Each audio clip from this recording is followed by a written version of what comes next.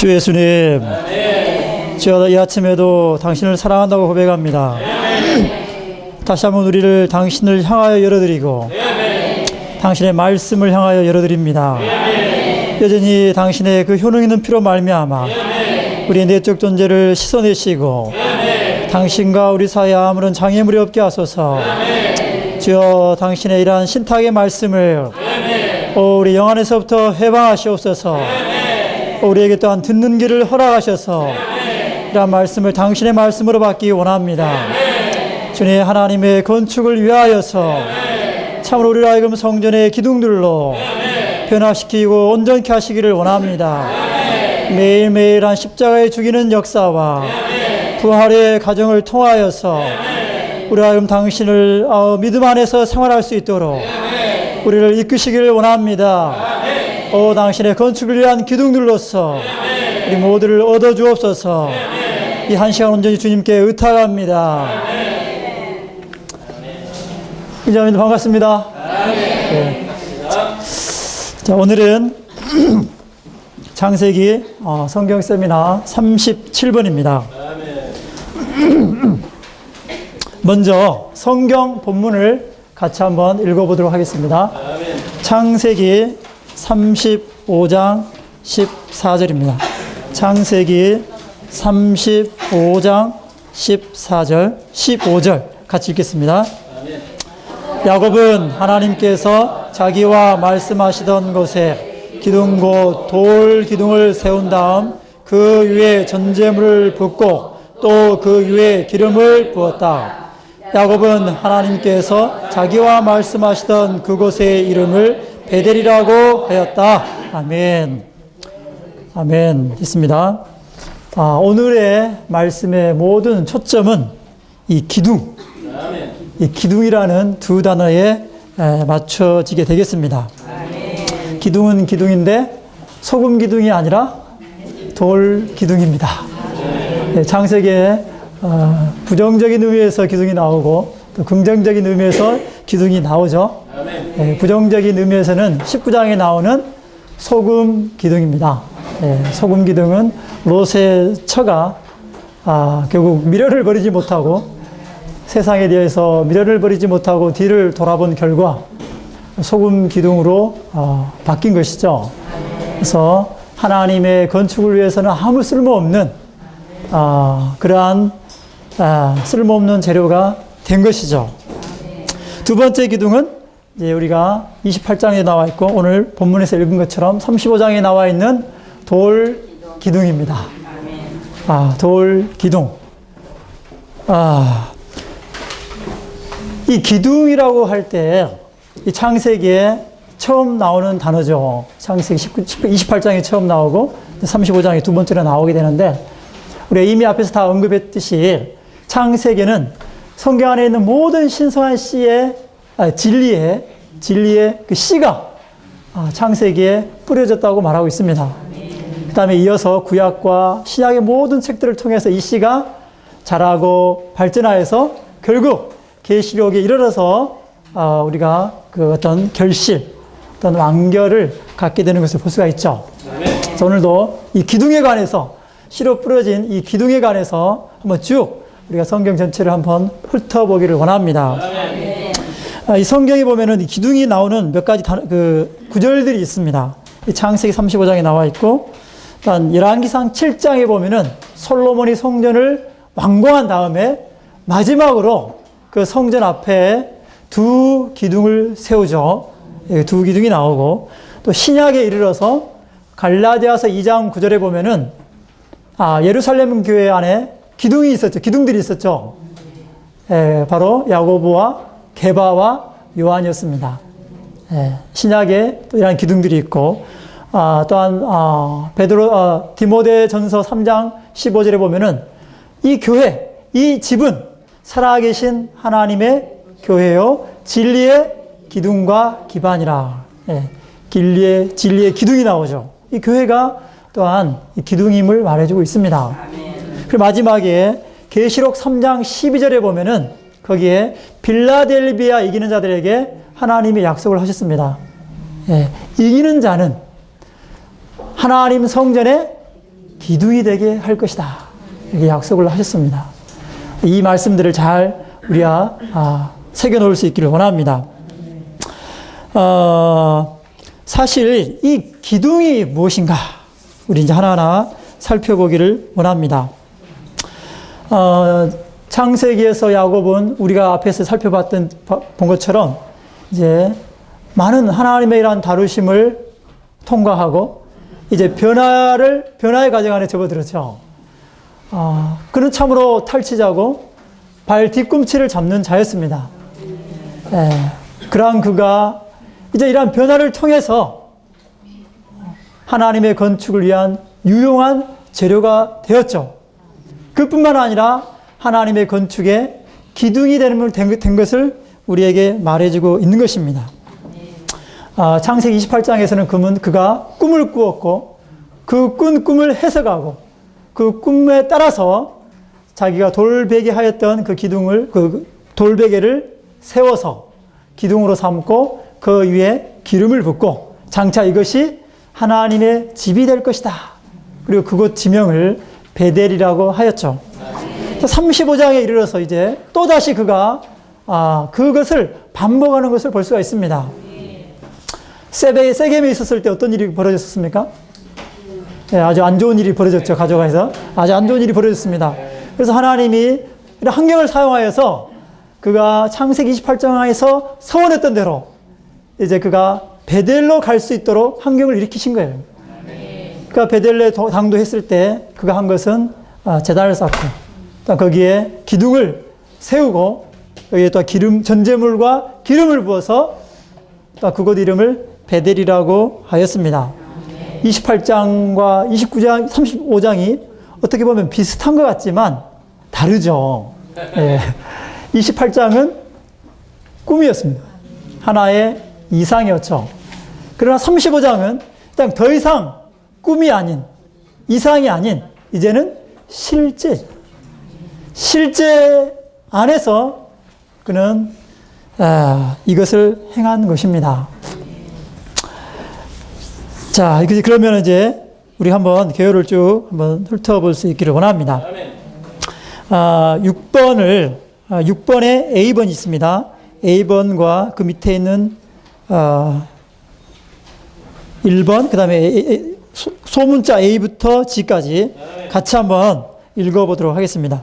야곱의 행함, 기둥을 세움, 일반적인 계략, 성전에 대하여, 교회 건축을 위하여 새 예루살렘 안에서 베델 안에 있어야 할 필요성, 두 번째로 베델로 올라옴, 우리가 안식하는 그리스도께서 기둥으로 조성되심, 기둥이 되기 위해 완전케 됨. 자, 됐습니다. 자, 먼저는 이제 일반적인 기둥에 관해서 일반적인 계략을 우리가 한번 같이 살펴볼 수 있기를 원합니다. 창세기 35장에 기둥이 언급될 뿐만 아니라 이제 열왕기상 7장에 기둥이 또 언급되는 것을 볼 수 있습니다. 거기에서는 성전 건축과 관련해서 마지막 작업으로서 기둥 둘을 세운 것을 볼 수가 있죠. 근데 그 기둥 둘에 솔로몬이 이름을 붙여줬어요. 하나의 이름은 야긴이라고 하고 다른 하나의 이름은 보아스라고 이름을 지었습니다. 야긴의 의미는 그분께서 세우시리라. 곧 하나님의 이러한 건축은 하나님 그분 자신이 하신다는 것입니다. 마태복음 16장 18절에서도 주님께서 내가 내 교회를 이 반석 위에 건축하리니, 하나님의 건축은 하나님 그분 자신께서 하시는 것이죠. 두 번째 기둥의 이름은 보아스인데 이것은 바로 그 안에 능력이 있다. 이러한 하나님의 건축된 그 집안에 능력이 있다는 것이죠. 그러므로 이 두 기둥은 바로 하나님의 건축을 의미할 뿐만 아니라 그러한 건축 안에 하나님께서 그 집을 건축하실 뿐만 아니라 그 건축된 집 안에 능력이 있음을 우리에게 간증해주고 있는 것입니다. 이어서 우리가 신약에 와보면은 교회 건축을 관련해서 또한 우리가 이러한 기둥을 볼 수가 있습니다. 마태복음 1장 14절에 보면은 주님이 육체에 되어 오셨을 때, 장막을 치셨다고 하시죠. 장막을 치셨습니다. 그분은 육체에 되어 오신 하나님이셨지만 그분은 바로 장막이었습니다. 하나님이 그 안에 거하는 장막이었죠. 구약의 장막은 장차올 성전의 하나의 전조였죠. 마찬가지 주님께서 장막을 치셨다는 것, 장막을 오셨다는 것은 이어서 성전이 곧 오리라는 것을 가리키는 전조죠. 그러므로 요한복음 또한 2장에서 주님이 베드로를 가리켜서 뭐라고 하셨습니까? 그의 이름을 게바, 베드로, 돌이라고 이름을 바꾸셨죠. 그것은 곧 하나님의 건축을 위한 것입니다. 그러고 나서 갈라디아서 2장에 보면은 바울이 예루살렘 교회에 있는 한 사도들을, 3명의 사도들을 기둥들이라고 하겠습니다. 네, 기둥들. 바로 그들은 신약에서의 하나님의 건축의 기둥이었죠. 아멘. 이 기둥이라는 것은 무엇을 가리키는 것입니까? 무엇을 하는 기능이 있습니까? 이 건물에도 저 기둥이 있죠. 여기 하나밖에 안 보이네요. 저기도 하나 더 있는데 2개 있습니다. 예? 받치고 하중을 지탱하는 거죠. 기둥 제해버리면 어떻게 됩니까? 폭사가 무너지게 됩니다. 삼풍백화점 사건이 일어나겠죠. 그러나 여기서의 기둥은 그런 의미라기보다는 하나의 간판입니다. 간판. 하나의 상징물이죠. 예, 하나님의 건축물의 간판이죠. 이 건물을 우리가 리모델링 하고 나서 간판을 딱 붙여놨죠. 벽에다가. 북구 학생센터. 부산교회 북구 학생센터. 이 말은 부산교회에서 이것을 지었단 말이에요. 이것을 지은 용도는 무엇입니까? 학생들을 교육하기 위한, 학생들을 온전케 하기 위해 다음 세대를 일으키기 위해서 이 건물을 우리가 리모델링 했다. 이 건물의 건축주와 그 용도를 분명하게 그 간판을 통해서 우리가 보여주는 것입니다.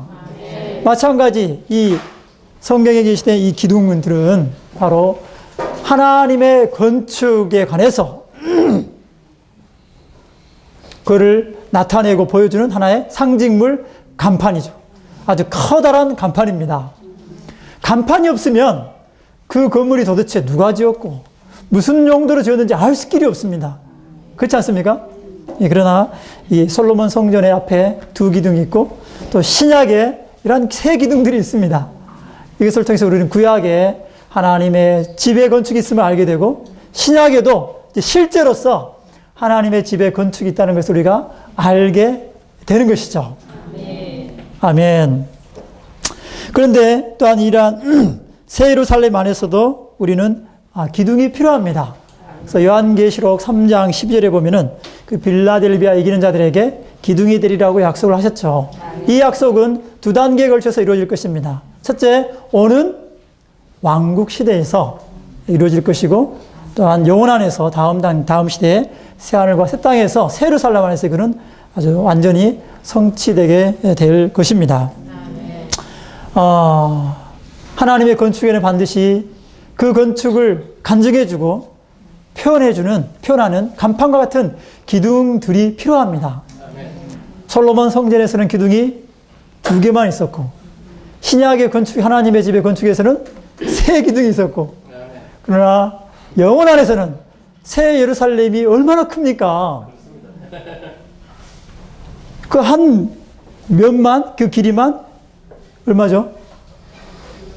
12,000 스타디온. 제가 정확하게는 모르겠지만 형제님은 로스앤젤레스부터 텍사스까지 이렇게 가는 거리라고 하는데 그 24시간 동안 잠 안 자고 운전해야 갈 수 있는 거리입니다. 굉장히 큰 거리죠. 굉장히 먼 거리입니다. 얼마나 많은 기둥들이 필요하겠습니까? 그러므로 오늘 하나님의 건축을 위해서는 정말 많은 기둥들이 산출될 필요가 있습니다. 근데 이 계시록 3장 12절에 보면은 어떤 특별한 은사 있는 사람들만 특별한 부류만 기둥이 될 수 있는 것이 아니라 이기는 자면 누구든지 될 수 있다고 하셨어요. 그럼 우리 모두가 소망을 품기 원합니다. 사실 우리 모두가 다 기둥들이 되어야 합니다. 우리 가정 안에 기둥이 필요하지 않습니까? 그렇지 않습니까? 우리 지역과 소그룹에 그런 기둥의 역할을 하는 지체들이 또한 필요하지 않습니까? 실제로 그러한 지체들이 계십니다. 그러한 지체들이 없다면 그 안에 건축이 이루어질 수 있겠습니까? 없죠. 반드시 기둥들이 필요합니다. 지방교회 안에도 필요하고 또 이우주적인 하나님의 집의 건축을 위해서도 그러한 기둥들이 필요합니다. 또 우리는 이미 그러한 기둥들이 있는 것을 우리 눈으로 보지 않습니까? 볼 수가 있습니다. 아멘. 자, 이러한 기둥들이 되기 위해서 우리는 4가지 것이 필요합니다. D번에는 뭐라고 되어 있습니까? 우리는 베델 안에 있어야 한다고 말하죠. 베델이 무엇입니까? 어디입니까? 하나님의 집이 어디입니까? 교회입니다. 교회입니다.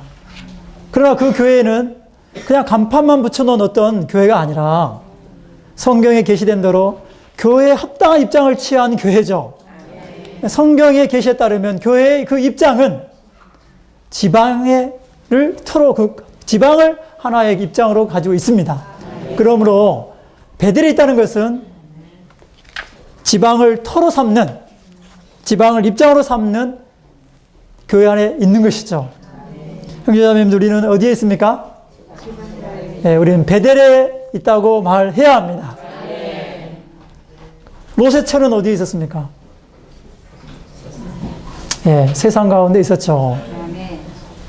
만약 우리의 위치가 세상 가운데 있다면 우리는 기둥들이 될 수가 없죠.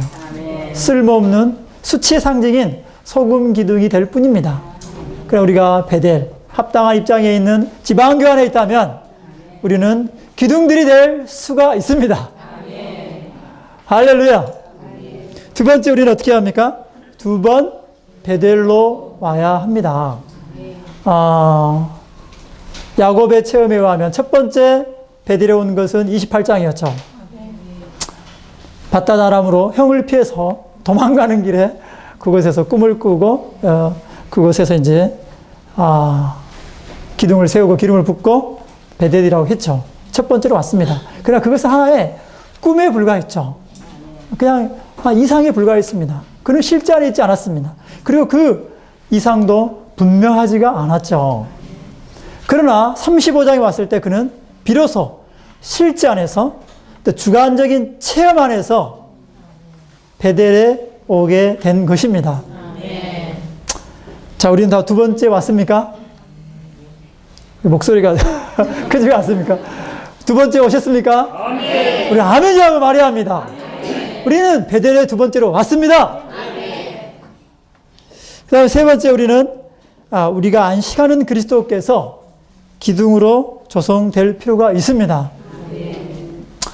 야곱이 돌베개 하였죠. 그 깊이 잠든 가운데 안식하면서 그 돌베개를 하고 잠이 들었습니다. 그러나서 꿈을 꾼 다음에 일어나서 그 돌베개 하였던 그 돌을 기둥으로 세웠거든요. 거기 그 돌베개가 무엇입니까? 바로 여기에 우리가 안식하는 그리스도. 마태복음 6장에 보면은 주님이 우리에게 말씀하셨죠. 뭐라고 하셨죠? 수고하고, 11장입니다. 수고하고 무거운 짐진 자들아, 다 내게로 오라. 우리는 다 안식을 얻기 위하여 돌베개에 신 그리스도께 갈 필요가 있습니다. 우리가 이 낮에 굉장히 피곤할 때 쪽잠을 자주면 굉장히 그 피곤이 풀리죠. 그러나 그냥 바닥에 그냥 자면 좀 안 좋아요. 반드시 이 머리를 받칠 돌베개가 베개가 필요합니다. 베개가 필요합니다. 요즘엔 베개도 보니까 종류가 많아가지고 아주 좋은 베개를 베야 되더라고요. 베개를 베야 합니다. 우리 그리스도께서는 가장 좋은 베개이십니다. 라텍스 베개보다 더 좋은 베개이시죠. 참으로 우리는 그리스도 안에서 안식을 얻을 수가 있습니다. 교회 안에서 우리는 안식이 필요한 자들이 않습니까? 세상에서 일에 지치고, 가정에서 일에 지치고, 봉사에서 지치고, 많이 지칩니다. 그럴 때 우리는 그리스도를 우리의 베개로 취할 필요가 있습니다. 사실 우리가 이런 안식했던 이 그리스도가 결국은 기둥이 되는 것입니다. 이 안식했던 그 그리스도께서 우리의 내적인 존재 안으로 역사되어지고 일회되어지고 건축되어질 때 그 그리스도가 우리 안에 조성되어서 우리 또한 기둥이 되게 하는 것입니다. 아멘. 마지막 기둥이 되기 위해서 우리는 완전케 될 필요가 있습니다. 곧 온전케 되어야 한다는 것이죠. 이것은 너무 분명하지 않습니까? 결국 우리는 야곱과 같이 탈취자고 발 뒤꿈치를 잡는 그러한 자들이지만 결국 우리는 온전케 되고 변화되어서 하나님의 건축, 하나님의 집을 위한 그러한 기둥들이 될 수가 있는 것입니다. 자, 그렇다면은 좀 더 구체적으로 이제 열왕기상 7장에 있는 이 기둥들을 통해서 좀 더 자세하게 기둥에 대해서 살펴볼 수 있기를 원합니다. 성전 건축과 관련된 이 기둥을 통해서 보기를 원하는데요. 기둥에 관련된 거기에 20가지 항목이 있습니다. 20가지 항목. 갑자기 머리에 찌가 내리죠. 이걸 다 다룰 시간도 없습니다. 그렇지만 A번부터 T까지 한번 같이 한번 읽어보고 그 가운데서 가장 중요한 몇 가지만 추려서 함께 교통할 수 있기를 원합니다. 자, A. 히람을 통하여 솔로몬이 두 기둥 C. 노스로 만든 각각 18규빗의 높이 12규빗의 둘레 두 기둥머리 바둑판 모양으로 엮은 그물과 사슬 모양의 따은 것 기둥머리들은 백합화 모양임 200개의 석류들 기둥머리의 직경은 4규빗임 두 기둥은 성전의 낭실 안에 서 있음 두 기둥 꼭대기에는 두 기둥머리의 두 공과 두 규빗의 높이 두 그물 무늬 세 공위에 400개의 석류들 100개의 석류들 중 96개가 대기에 드러나 있음 400개의 석류 가운데 16개가 드리워져 있음 기둥들의 속은 비어있고 네 손가락 두께임 두 기둥은 한 규빗이 가려진 35규빗이 한 높이로 측량됨 두 기둥 머리 위에 그물 무늬로 엮은 것과 사슬 무늬로 따은 것은 각 기둥 머리 위에 7 숫자 3이 가리워져 있음 녹과 백합과 석류들은 모두 두 기둥 위에 있음. 자, 이제부터 정신을 바짝 차리시기를 바랍니다. 이제 우리가 좀 산수를 해야 합니다. 좀 복잡하지는 않고요. 복잡하지는 않고 단순한 산수인데 맑은 생각으로 좀 집중하실 수 있기를 바랍니다. 아이고, 지금 고등학교 졸업하면 수학 다 끝난 줄 알았는데 교회 생활 오니까는 또 웬 수학을 이렇게 자주 하는지. 그러나 우리는 영적인 수학을 이해함을 통해서 더 풍성한 계시를 우리가 받을 수가 있습니다. 그렇지 않습니까? 자, 먼저 성전 건축과 관련해서 이 기둥은 히람을 통하여 솔로몬이 세웠습니다. 그러나 사실은 솔로몬이 직접 세운 게 아니죠. 히람이 세웠습니다. 솔로몬은 그리스도의 예표요, 히람은 신약의 은사 있는 자들의 예표입니다. 그리스도께서 직접 하시는 것이 아니라 이러한 은사 있는 자들을 통하여서 그분은 이 기둥들을 세우시고 계십니다. 에베소서 4장 12절을 보면은 그리스도께서 은사자들을 이 몸에게 주셨죠. 사도와 신원자들과 복음 전한 자들, 목자와 교사들을 주셨습니다. 그들을 몸에게 은사들로 주신 그 목적은 무엇입니까? 모든 성도들을 온전케 하는 것이죠. 온전케 해서 그 사역의 일, 곧 몸을 건축하기 위함이죠. 그러므로 그리스도께서 직접 하신 것이 아니라 간접적으로 은사 있는 자들을 통해서 기둥을 건축하시는 것이죠. 자, B번 보면은 기둥은 하나만 있는 것이 아니라 그 성전 앞에 기둥은 2개였습니다. 왜 2개를 세웠을까요? 하나만 세우면 되지. 만약 우리가 구약의 이스라엘 백성들로 생각한다면 우리가 성전에 갔을 때 가장 먼저 보게 되는 것은 무엇입니까? 예? 기둥입니다. 두 기둥을 보게 되는 것이죠.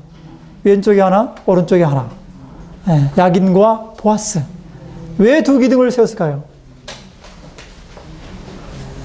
성경에서 이는 무엇을 상징합니까? 간증. 간증을 가리키는 것이죠. 그래서 하나의 기둥으로서는 부족해요. 간증을 위해서는. 반드시 우리는 두 기둥이 필요합니다. 주님께서도 이 복음 전파를 위해서 제자들을 보내실 때 한 사람씩 보낸 것이 아니에요. 항상 둘씩 무리지어서 보냈죠. 사도 바울도 그러한 교회를 산출하기 위한 그러한 사역 여행에 있어서 결코 홀로 가지 않았습니다. 항상 동역자를 취해서 함께 갔죠. 우리 교회 생활 가운데서 이러한 두 기둥이 필요합니다. 세 번째, 이 기둥의 재료는 무엇입니까? 놋으로 만들었습니다. 놋. 성경에 금속 재료들이 나와 있죠. 금은 하나님의 변하지 않는 영원한 본성, 신성한 본성. 은은 그리스도의 구속. 그죠? 놋은요, 심판을 가리키고 있습니다. 출애굽기 27장에 보면은 그 성막의 기구들 가운데 번제단을 만들 때 그 재료가 놋이었습니다. 근데 그 재료가 어디서 온 것인지 아십니까?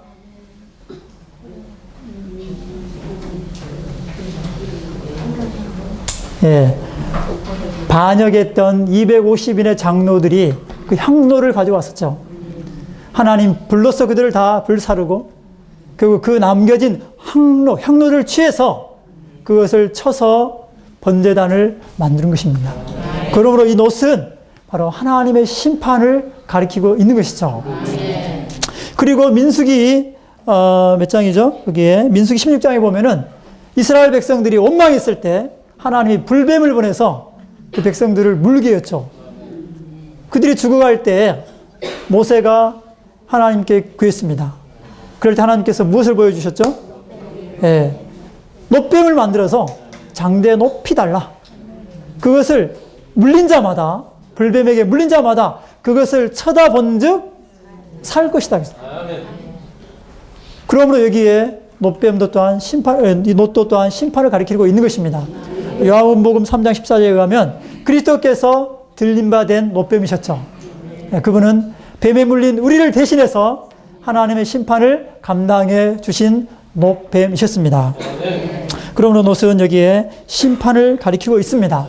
그러므로 이 두 기둥의 재료가 놋이라는 것은 바로 이 기둥들이 하나님의 심판 아래 있다는 것이죠. 뿐만 아니라 자신들의 심판 안에 있다는 것을 가리키고 있는 것입니다. 그 의미는 무엇입니까? 그 의미는 바로 이 두 기둥들이 하나님의 심판에 의해서 끝났음을 가리키고 있는 것이죠. 기둥들이 될 수 있는 자격은 결코 우리에게 있지 않습니다.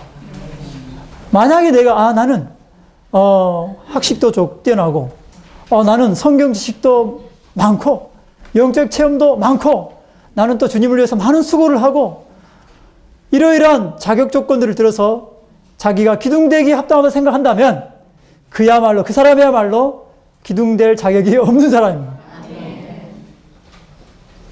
하나님은 바로 우리 자신을 그분의 심판 아래 두기를 원하십니다.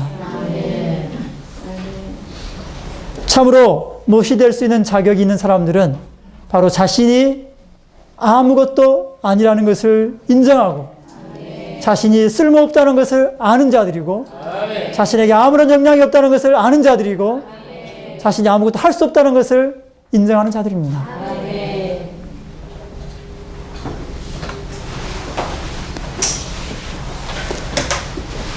바울을 보십시오.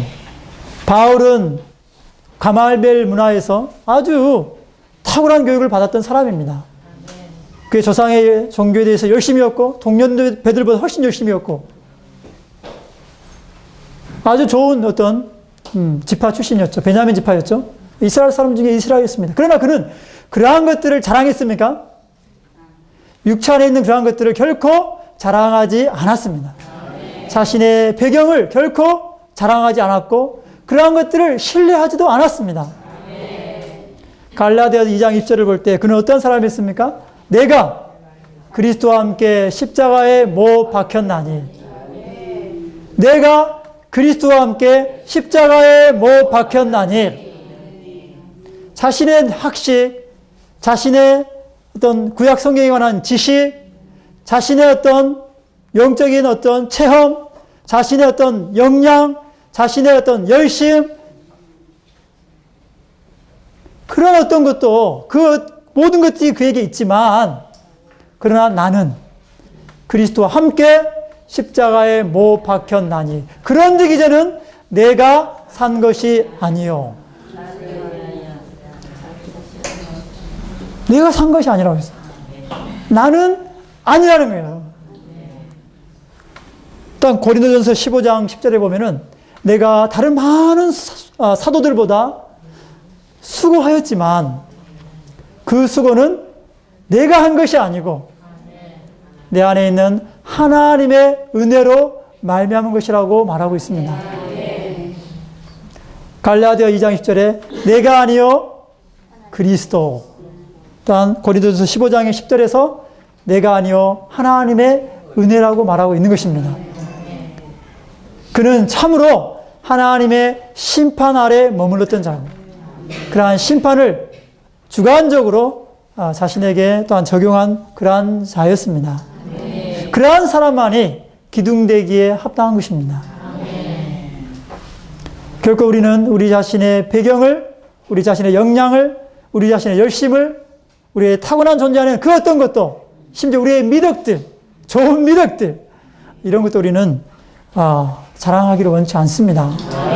우리 육체 안에는 어떤 것도 자랑할 만한 것이 없습니다.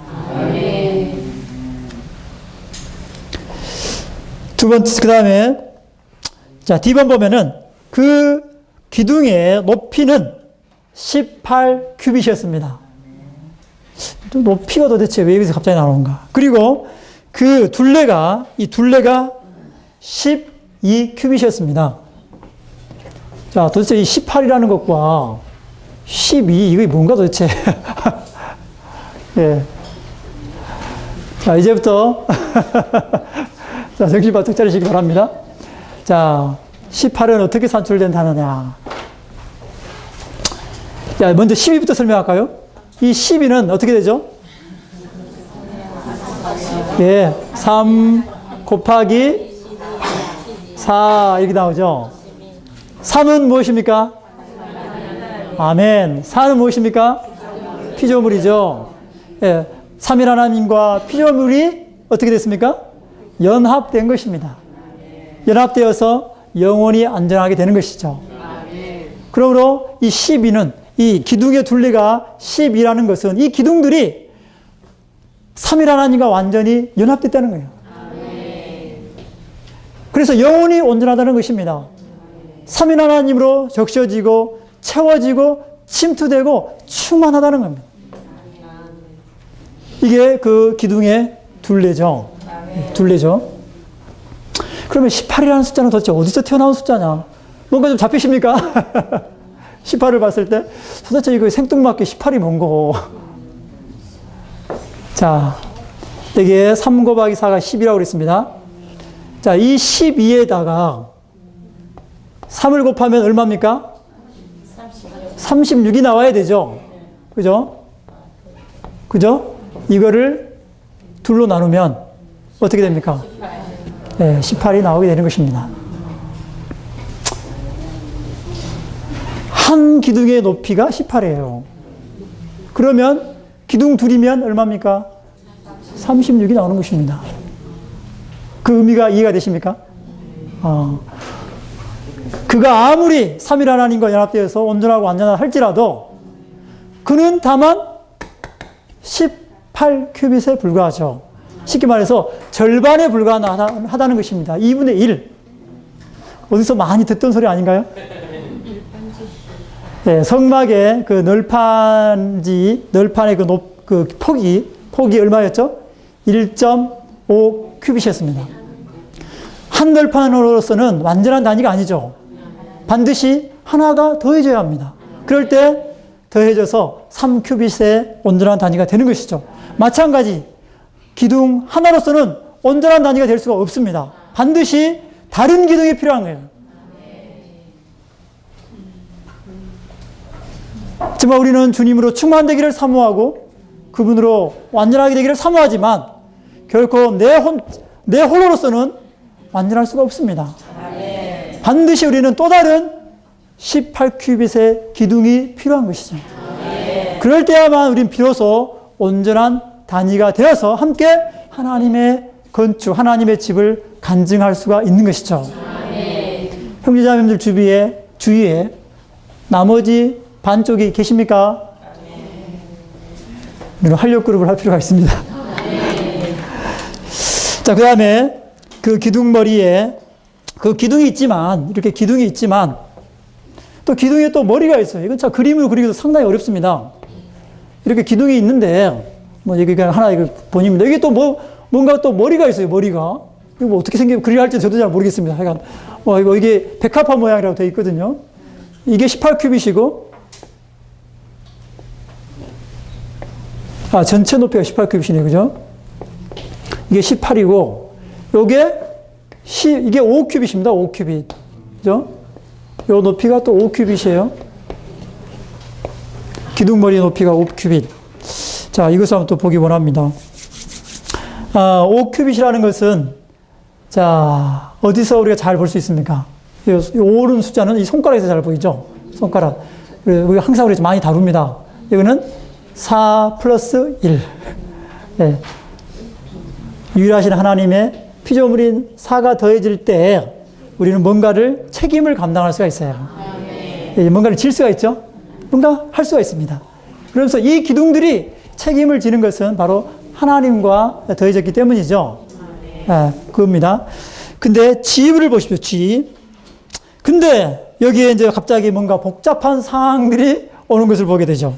자, 바둑판 모양으로 엮은 그물과 사슬 모양의 딴 것이 나옵니다.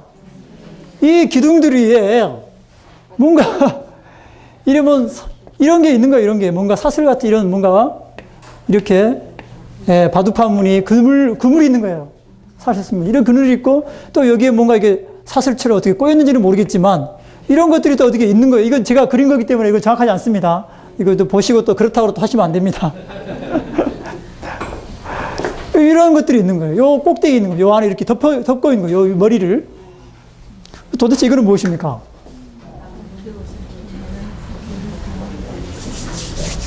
자, 여기에 보면은, 자, 이 그물망, 이걸 보시면 여기에 십자가가 한둘이 아니죠. 많은 십자가가 있습니다. 많은 십자가가 있습니다. 그렇지 않습니까? 네, 여기저기에 십자가가 있습니다. 이 기둥머리들이 책임을 감당하는 환경은 단순하지가 않습니다. 예. 이러한 바둑판 무늬처럼 그물처럼 복잡한 십자가가 다양한 십자가가 있는 그리고 또 이런 꼬이고 따인 사슬처럼 이런 따인 그러한 것들이 있는 아주 꼬이고 복잡한 그러한 상황들 가운데 있는 것이죠. 이 기둥들의 머리는 복잡합니다. 이 모든 상황들에 대해서 어떻게 해결해야 되나? 어떻게 이 가운데서 내가 책임을 질 수 있나? 항상 고민하기 때문에 복잡하죠. 교회생활 처음 들어오면은 교회생활이 어떻습니까? 아주 달콤하고 유쾌하고 기쁘고 즐겁습니다. 에덴 동산 자체예요. 그러나 6개월이 지나고 1년이 지나고 조금 횟수가 지나가면 아멘. 이제 십자가가 하나씩 오기 시작하죠. 그렇지 않습니까? 이런 복잡한 상황들이 여기 있는 거예요. 이런 십자가, 저런 십자가 오게 되는 것입니다. 교회 생활을 우리는 교회 생활 안에 이런 것이 있다는 것을, 이거는 잘못됐다. 부산교회 왜 이렇게 복잡해? 왜 이렇게 문제가 많아? 이런 생각을 하시면 안 되십니다. 이거는 지극히 정상적인 상황이에요. 고린도 교회 보십시오. 아주 전형적인 교회죠. 그런데 11가지 문제가 있습니다. 11가지. 이거 어떻게 표현할지 모르겠지만 11가지 문제가 있습니다. 근데 그 지극히 전형적인 교회라는 거예요. 이 십자가가 있다는 것은 이거는 결국 우리를 죽이는 것입니다. 여기서 우리는 죽임당해야 돼요. 무수하게 죽임당하는 것입니다. 그렇기 때문에 바울 형제님도 나는 날마다 죽노라. 교회 생활은 매일매일 죽는 생활입니다. 그리고 또한 여기 사슬이 있어요. 이렇게 따은 사슬이 있어요. 죽일 뿐만 아니라 이 환경에서 나가지 못하도록 딱 제한하고 붙드는 사슬이 있는 거예요. 이 교회 생활로부터 좀 뛰쳐나가고 싶은데 저 멀리 좀 도망가고 싶은데 갈 수가 없어요. 따은 사슬이 딱 붙잡고 있기 때문에, 제한하고 있기 때문에. 결혼 생활을 했습니다. 결혼을 했는데요, 남편과 아내, 자녀들 문제로 해서 복잡하시죠? 복잡합니다. 이런 상황에서부터 이 제한을 벗어버리고 싶은데 하나님이 그걸 허용하십니까? 예, 사슬에 의해서 딱 붙들어 매셨어요. 빼도 박도 못합니다. 정말 우리는 이러한 죽임과 이러한 제한 아래서 우리는 생활하고 있는 것입니다. 이런 것이 없는 교회를 찾아서 떠나는 분들이 있을지 모르겠어요. 그러나 그곳에 가면 더 많은 환경이 있는 거예요. 더 많은 십자가가 오고 더 강하게 찌어오는 사슬이 있게 되는 것이죠. 예, 부산교회 생활을 너무 안 좋게만 생각하지 마십시오. 정상적인 상황입니다. 그런데 중요한 것은 H번 보면은 그 기둥머리의 모양이 무슨 모양입니까? 백합화 모양입니다. 백합화 모양이에요. 지금 굉장히 의미심장합니다. 마태복음 6장 28절에 보면은 백합화가 나오죠. 이 백합화는 씨도 뿌리지 않고 길쌈도 하지 않지만 그 입은 것이 솔로몬의 영광을 다한 것보다 더 영화롭다고 했습니다. 이 백합화는 믿음 안에 있는 그 하나님을 향한 믿음의 생활이죠. 믿음의 생활입니다. 이러한 복잡하고 정말 얽어매는 이러한 환경 가운데서 우리의 존재는 정말 복잡합니다. 많은 자기의 어떤 역량과 능력과 지혜를 사용해서 이 문제를 해결하려고 하지만 해결하려고 하면 할수록 더 복잡하게 얽히고 설키는 것이죠. 결국 그러게 될 때 우리는 자신의 한계를 인정할 수밖에 없게 되고 자신을 유죄 판결하게 되고 결국 누구에게로 가게 됩니까? 하나님께로 갈 수밖에 없는 것이죠. 두 손 두 발 다 들고서 주여 저는 아무것도 아니며 아무것도 할 수 없습니다. 주님께서 이 모든 것을 해결하셔야 합니다. 교회 안에 많은 문제들을 만날 때 정말 우리는 조심하기 원합니다. 우리 자신이 손을 댈 때 더 복잡해집니다. 그러나 우리는 그러한 문제들을 기도로 주님 앞에 가져가야 합니다. 주님을 신뢰해야 합니다. 그러므로 갈라디아 2장 2절에 바울이 말하죠. 내가 못 박혀 죽었기 때문에 내가 살지 않고 이제 내 안에 그리스도께서 사십니다. 그 내가 몸 안에 사는 이 생활은